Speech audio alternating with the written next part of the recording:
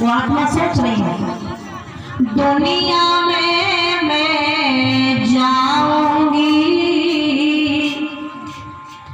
मन मानिया कर शैतानिया कर, सबको हंसा के हंसाऊंगी। लेकिन वो दिन कभी न आया, आई मेरी मौत की छाया, मुझको मारा।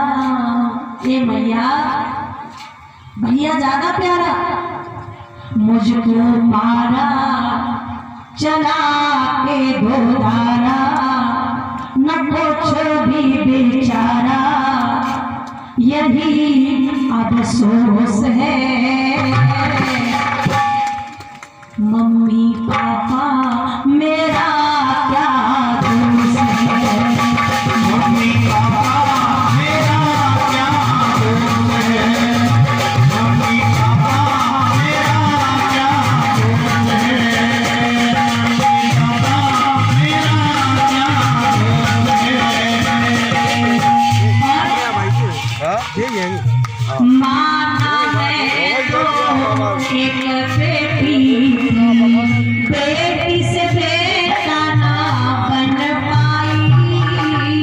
भैया आई कोख में तो खुश थी, पर गोद तलक ना में आ पाई। बीच में ही गला काट दिया। गोद को पटक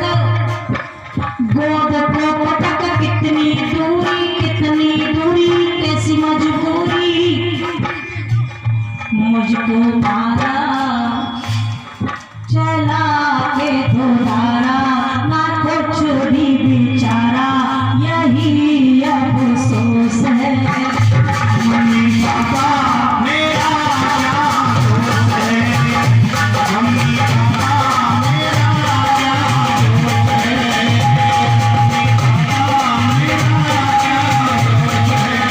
मम्मी तो ऐसा पाप अब कभी मत करना। जो भी ऐसा पाप करता है उसे 1 करोड़ गौओं की हत्या लगती है। ध्यान रखना। और बिटिया देवी होती है, और कहा भी है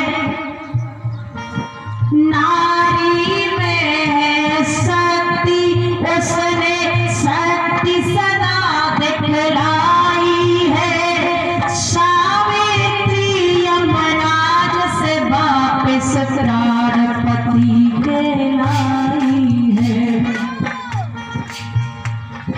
सती प्रबल इस दुनिया में, है सबसे सबल इस दुनिया में, सती साधनी दूर कर लब रूप दिखाती है।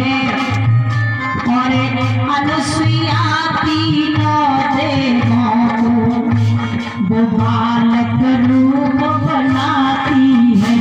मन का अरमान है बेटी, पिता की शान है बेटी, मन का अरमान है बेटी, पिता की शान है बेटी, मन का अरमान है बेटी, पिता की शान है बेटी।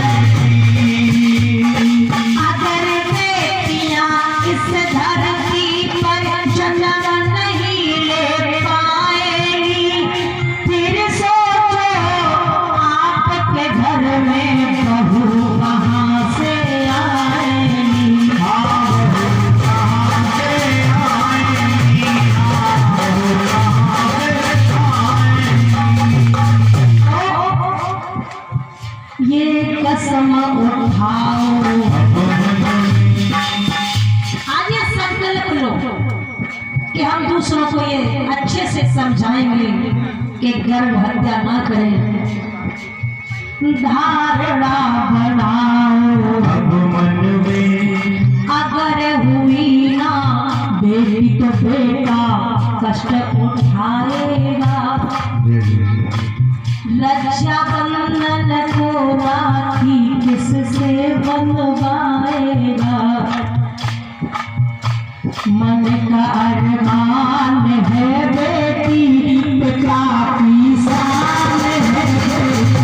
मन का अरमान है बेटी, पिता की शान है बेटी। मन का अरमान है बेटी, पिता की शान है बेटी। मन का अरमान है बेटी, पिता की शान है बेटी।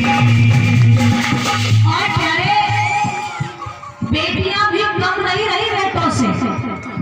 विदुषी उससे ममता के पुत्र धीरमता ऋषि की धर्म पत्नी थी। महर्षि कांचीवान इन्हीं के सुपुत्र थे। ये वेदों की बात मैं आपको बता रही हूँ, पुराणों की नहीं है, वेदों की है। इनके दूसरे पुत्र भैया धीर सर्वा महान ऋषि थे और बताया इन्होंने वेदों की शिक्षा अपने मां से ही ग्रहण की। और इतना ही नहीं, ऋग्वेद के प्रथम मंडल के 116 से 121 तक के मंत्र इसी मां स्त्री ने ही रचे थे।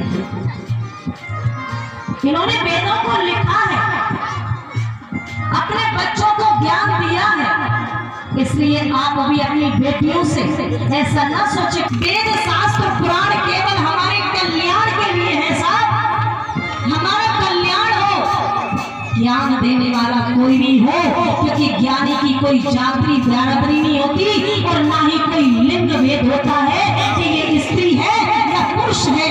ज्ञानी ज्ञानी होता है। और देवियों ने जब वेद तक लिखे हैं, वेदों के मंत्र तक लिखे हैं। महा इंद्र को अदिति ने वेदों का ज्ञान दिया। इंद्र की पत्नी ने देव कन्या को वेद शास्त्र पढ़ाया।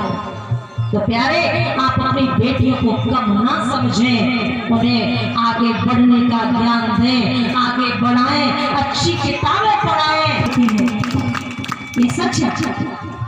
तो प्यारे, ऐसी थी राधा रानी और ऐसी थी भगवान कन्हैया की कथा। इसलिए कहा है, नारी है गुणों की मां, देवी है गुणों की मां। नारी है गुणों की मां, देवी है गुणों की मां।